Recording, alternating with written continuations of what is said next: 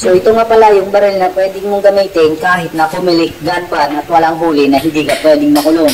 Ito lang yon. Ito yung bala niya, ilalagay natin dito at pwede nating paputukin. Ang tawag dito ay nail gun. So subukan na natin. O ha, napakalakas ng putok niya. Pati airpad ko, napapagsalita, akala baril. Kung susubukan natin ulit, kung meron kayo nito, napakadali nitong gamitin, lalo na sa mga nagre-repair ng bahay. Ayan ka ulit. Ito, diba, lakas ng putok siya. Ang lakas ng putok nito, kasing lakas ng putok ng kilikili nyo.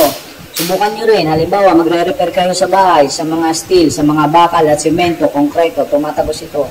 Kaya subukan nyo to. Ayan ha.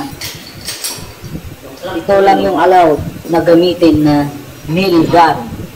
Baga sa Tagalog, baril na pwedeng gamitin na walang huli sa kumilik at sa pulis. So subukan nyo na, mag-invest na kayo nito, lalong-lalo na sa mga gumagawa ng bahay dyan. Sa gusto mag-repair, hindi nyo na kailangan magbarina o ano pa.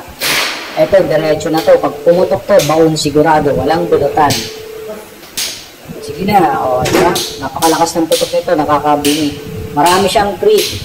Free na yung bala, free yung eyeglass, free yung patakip sa init. Tayo nga para hindi tumalsik yung tuloy nyo. Harap na. Bili na.